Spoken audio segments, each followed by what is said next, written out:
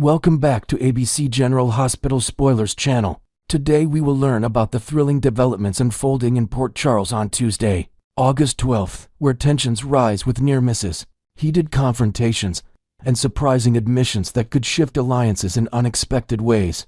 Diving right into the heart of the action, the episode kicks off with an intense continuation in Laura Collins' office, a space that's become a hub for family reckonings lately. Laura, ever the protective matriarch, will firmly lay down the law to Liesl, emphasizing that any involvement in young Rocco Falcone's life must be earned through genuine effort and trust building. Imagine the weight of this conversation, Laura drawing from her own experiences as a grandmother, perhaps referencing past family fractures to underline her point. She might even suggest supervised visits or counseling sessions as initial steps, adding layers to Liesl's redemption arc. This stipulation isn't just about caution. It's rooted in Laura's deep-seated desire to shield Rocco from the chaos that has plagued the Falcone clan, including recent custody battles and emotional upheavals.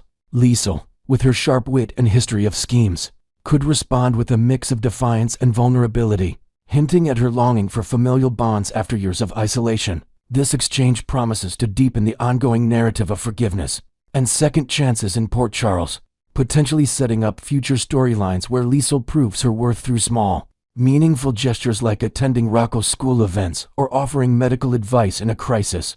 Shifting gears to another brewing storm, Nina Reeves steps in with a stern cautionary tale for Ava Jerome regarding the charming, yet unpredictable Cody Bell. Nina, drawing from her own rollercoaster experiences with unreliable allies, will urge Ava to tread carefully, painting Cody as a potential troublemaker whose motives might not be as straightforward as they seem. Picture Nina recounting a fabricated anecdote from her Quartermain days to illustrate the dangers of misplaced trust, perhaps inventing a detail about a past con artist who nearly derailed her career. Ava, however, exudes confidence, rushing off the warning with her signature poise and insisting she has the situation under control. After all, their interactions feel like harmless flirtation amid the gallery's bustling art scene. She might even add a new twist, confiding in Nina about a recent late-night conversation with Cody that involved sharing vintage wine and discussing abstract sculptures, making their fun seem innocuous.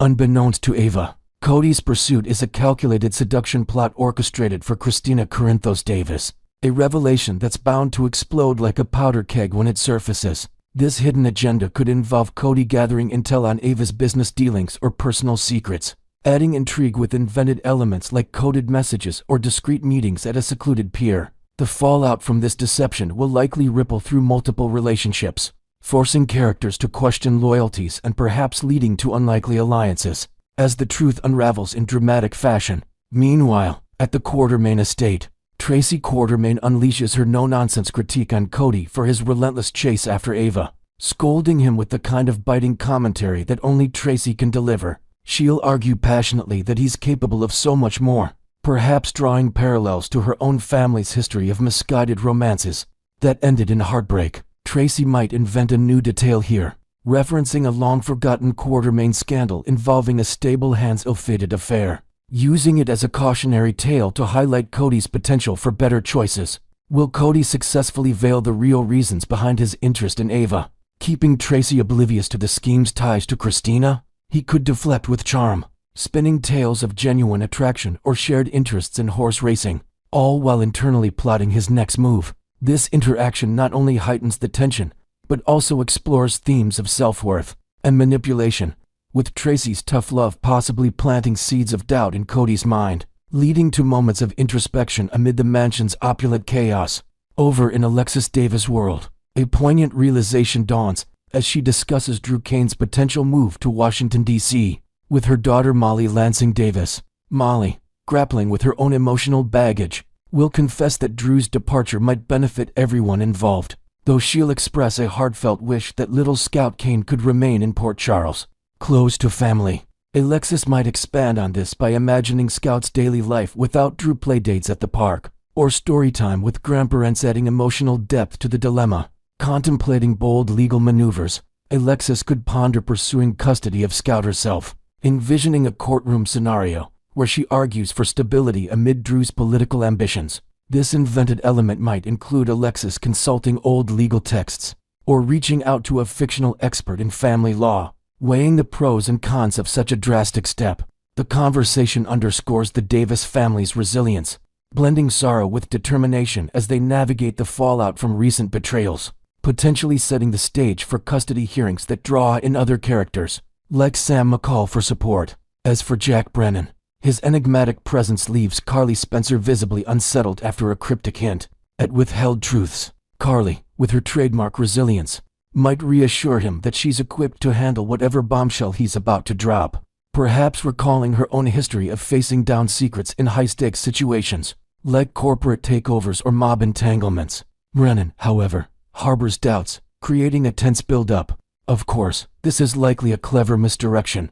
There's no chance he'd spill the beans on Jocelyn Jack's covert agent role or her ongoing mission. Instead, his confession could be something relatively minor, like admitting to a small white lie about his background or a past favor owed, downplaying it to maintain the intrigue, inventing a new layer.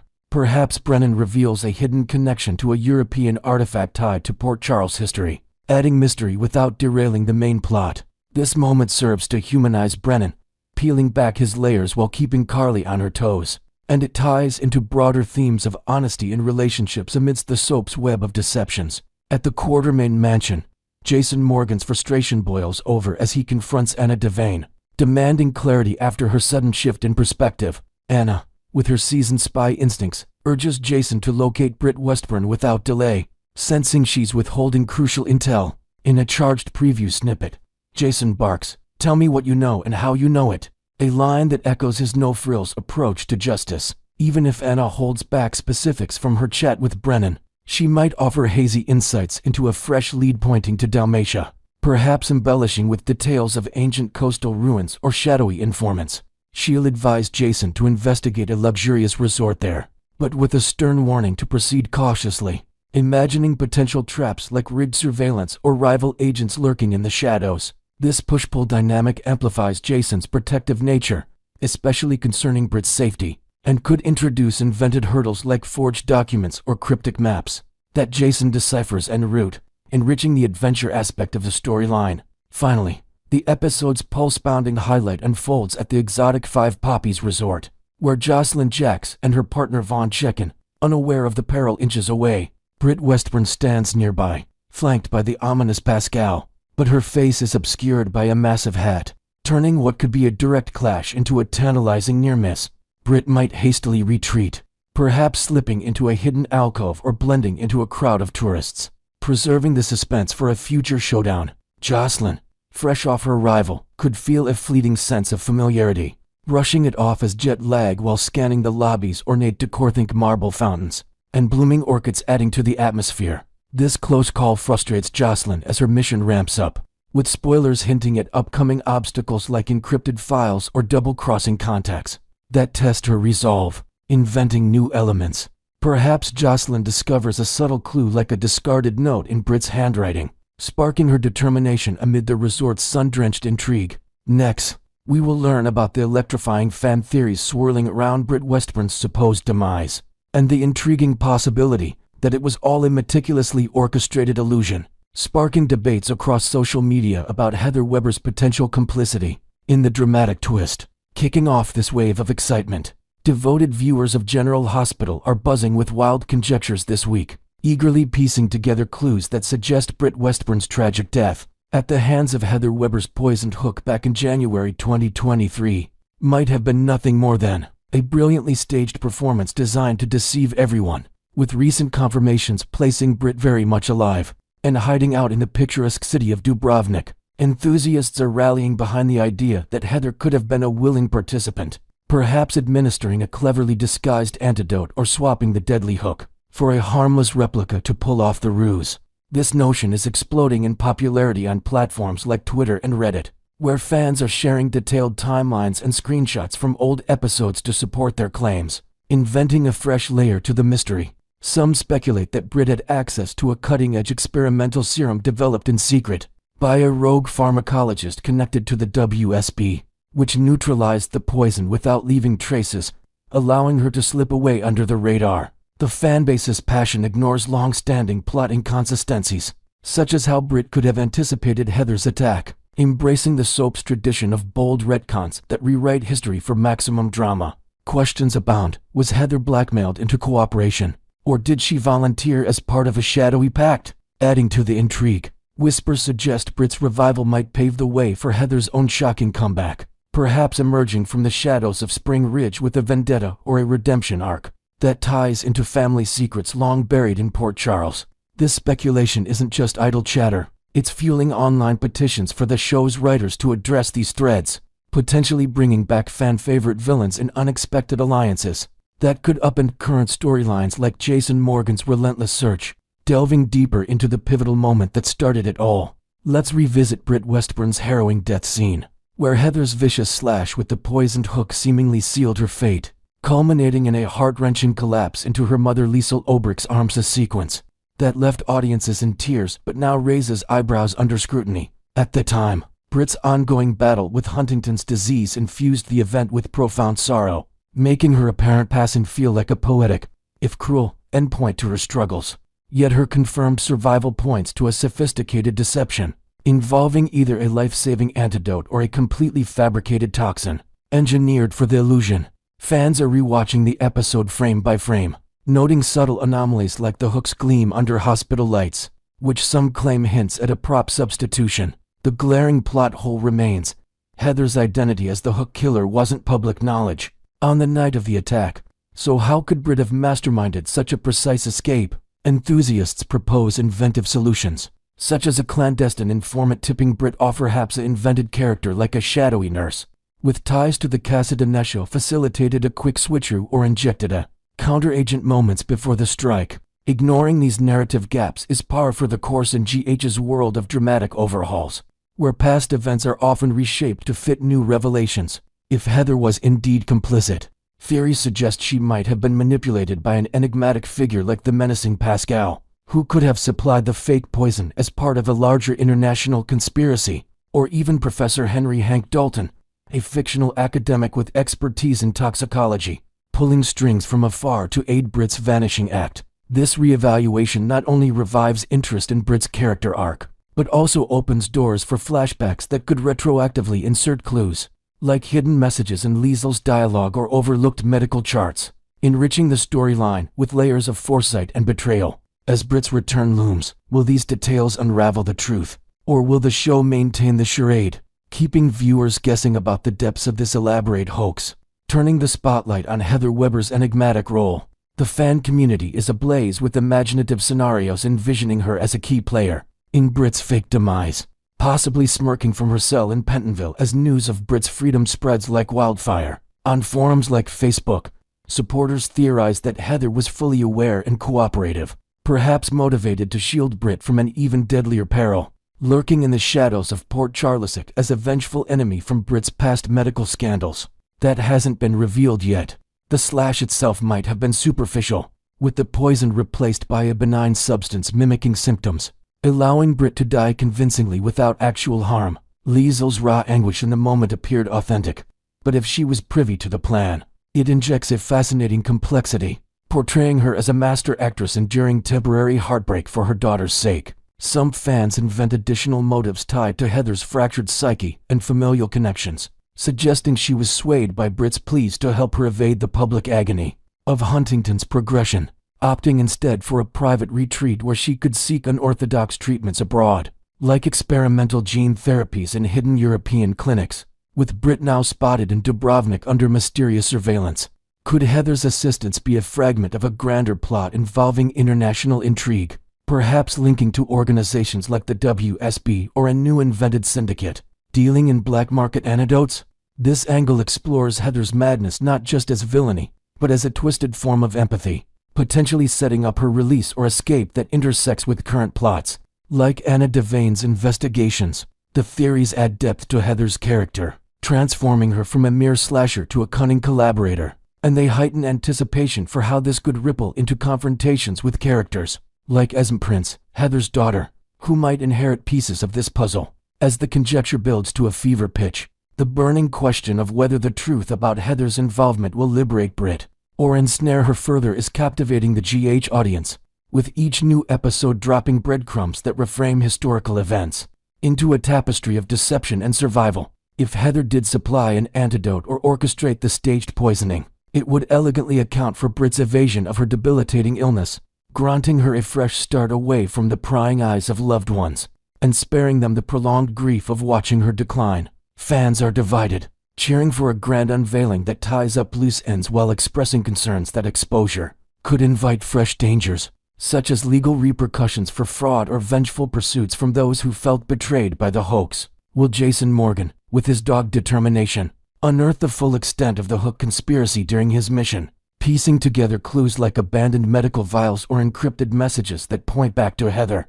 Or will Britt continue evading detection, perhaps by assuming a new identity in Dubrovnik's historic old town, complete with disguises and false trails to preserve her secret life? Inventing an extra twist, some speculate a hidden diary left by Britt could surface, containing coded entries about the plot that Jason deciphers, leading to a high-stakes chase across continents. Next, we will learn about the shocking twists surrounding Michael Corinthos' custody victory, and the dark undercurrents of manipulation that could unravel everything for the Corinthos family in Port Charles. In a stunning courtroom outcome that's left jaws dropping across the city, Michael Corinthos finds himself basking in unexpected triumph after Judge Eva Heron rules in his favor, awarding him sole custody of his 2 young children amid the heated battle with his ex, Willow Tate. Michael, ever the strategic businessman with a keen eye for leverage, had assembled what he thought was a rock-solid argument, complete with character witnesses and expert testimonies highlighting his stable home environment at the Quartermain mansion. Yet, deep down, he recognized the uphill battle fathers often face in such disputes, where full custody is typically reserved for scenarios where the mother's fitness is gravely in question, perhaps due to instability or proven risks to the kid's well-being. Inventing an extra layer of courtroom drama, picture Michael exchanging a subtle, relieved glance with his attorney during the verdict, as the judge cites Willow's recent health struggles and emotional volatility as tipping points. Though Michael remains blissfully unaware that this win is tainted by foul play, this rare judicial nod not only bolsters Michael's role as the primary parent, but also sets the stage for family gatherings filled with invented joyful moments, like weekend outings to the local zoo or cozy story sessions with the children, underscoring his commitment amid the soap's ongoing themes of parental rights and redemption. However, lurking beneath this victory is a web of deceit orchestrated by an unlikely puppet master, whose interference promises to ignite fireworks that could scorch long-standing relationships in Port Charles, revealing the sinister machinations at play. It turns out the entire custody hearing was a rigged affair, masterminded by the cunning Jen Sidwell, who secretly greased the wheels by bribing Judge Heron to ensure Michael's success.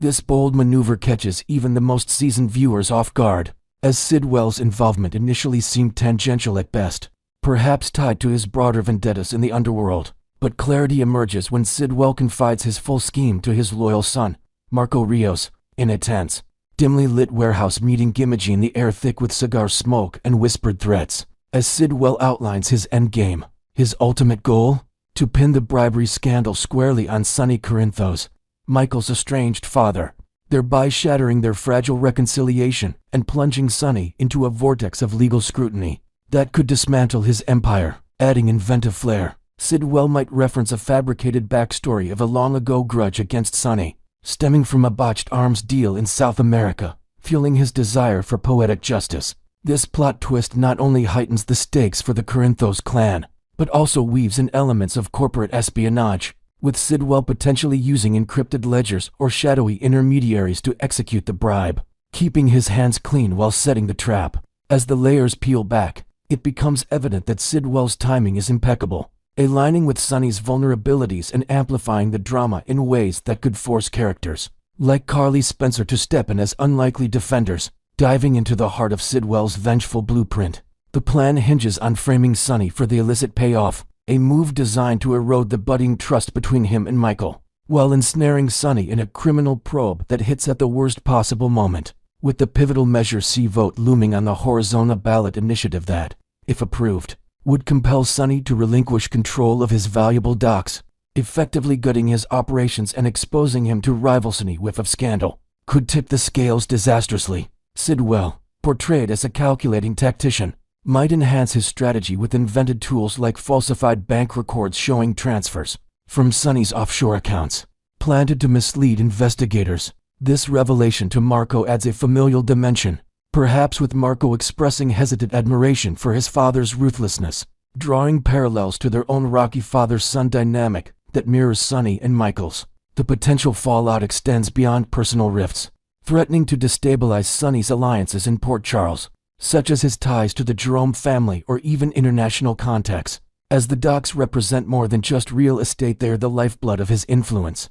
By targeting this weak spot, Sidwell aims to orchestrate a domino effect of ruin, blending personal betrayal with economic sabotage in a narrative that keeps fans guessing about loyalties and hidden agendas. Now, pondering the mechanics of how Sidwell will spring his trap, options abound for this devious antagonist, starting with something as subtle as an anonymous whistleblower tip to law enforcement, though that carries risks if no concrete evidence ties Sonny to the judge. To amp up the certainty, Sidwell could escalate to a more hands-on tactic, such as staging Judge Heron's demise to resemble a guilt-ridden suicide, complete with meticulously crafted details to sell the illusion. Envision a scene where Sidwell's operatives infiltrate Heron's upscale home, planting a forged suicide note in her elegant handwriting, perhaps composed using advanced AI forgery tech for authenticity, where she confesses to accepting a hefty bribe from Sonny to sway the custody ruling.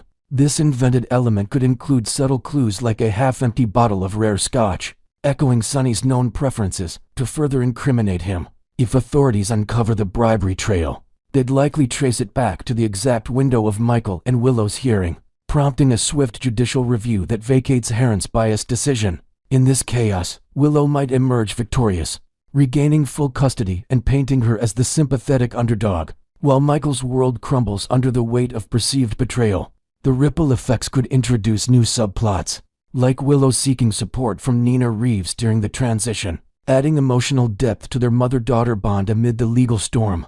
The devastating repercussions of Sidwell's plot could be catastrophic for the Corinthos dynasty, with Michael potentially turning his back on Sonny forever, if convinced his father sabotaged his family for selfish gains, leading to an irreparable fracture. Worse still, Sonny faces the dual blows of losing his docks to Measure C's Mandatessimage and the port's bustling cranes falling silent, symbolizing the end of an era and the grim prospect of incarceration if the frame job sticks, perhaps culminating in a high-profile trial that draws in witnesses from all corners of Port Charles. Michael's unforgiving stance would echo past family feuds, amplified by invented heartfelt confrontations, where he accuses Sonny of prioritizing power over paternity, tearing at the fabric of their reconciliation. For Sidwell, this would mark the pinnacle of retribution, a masterstroke that not only avenges old slights, but also positions him as a dominant force in the criminal underbelly, maybe even expanding his influence into vacated territories. This scenario explores themes of justice and deception, with potential for crossovers involving characters like Dante Falconeri investigating the suicide, uncovering layers that challenge their own moral compasses. As tensions simmer, the burning queries remain. When exactly will Sidwell unleash this meticulously plotted scheme, timing it for maximum impact during the Measure C frenzy? Might he cross the line into outright murder by eliminating Judge Heron to seal the frame up, adding a chilling layer of violence to his arsenal? And in the ensuing fallout, could Michael face the heartbreaking loss of his children's custody if the world buys into the narrative of Sonny's bribery, flipping the family dynamic on its head? These spoilers tease a roller coaster of betrayals and revelations that promise to keep General Hospital viewers riveted, pondering the fragile nature of trust in Port Charles' high-stakes world.